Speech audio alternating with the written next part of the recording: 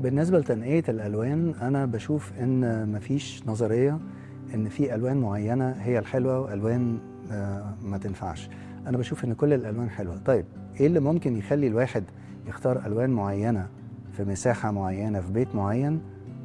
تتعدد الأسباب. مثلا أنا بالنسبة لي بيت في وسط المدينة، لو أنا في بيت فيه جنينة وفيه إزاز كتير فأنا اوريدي في الكالر باليت عندي الاكستيرير بتاع الجنينة، فاللون الأخضر عندي، اللون درجات البني الفاتحة بتاعت الخشب بتاع الشجر عندي، فساعتها ممكن أمشي أكتر في كالر باليت تبقى بتدي زي كانفاس أركب عليه حاجات، فهشتغل mostly off whites and maybe whites. ولو الأرضية عندي فاتحة ممكن أبقى بغمق الحيطة شوية. لو أنا في بيت في المدينة بس حيطانه عالية من البيوت مثلا اللي هي القديمة شوية اللي فيها سقف عالي، ممكن ده يديني مساحة أكتر إن أنا ألعب بالألوان أكتر وأغمق أكتر.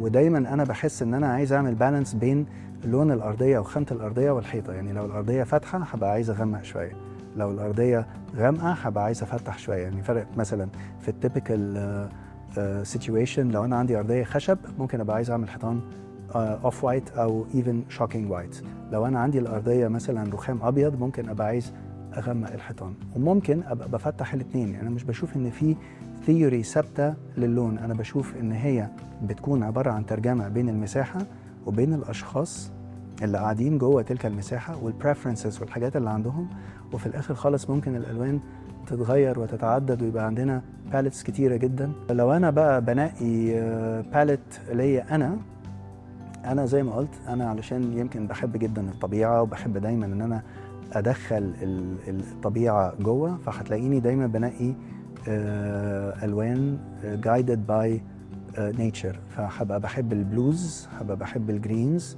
لو أنا بنقي ألوان من الباليت اللي قدامي أنا هنقي 4 هنا للبيرسونال باليت بتاعتي اللي هي وايت ساتن، دولفين دانس، تايدال ويف، وسيلفر كريسنت. لو أنا هسمي الكالر باليت دي باسم عربي أنا هقول عليها صفا، لأن هي الكالر باليت دي كلها بتجيب الألوان بتاعة الطبيعة، السماء والبحر والخضرة والحاجات دي كلها بتجيبها داخل الانتيريور.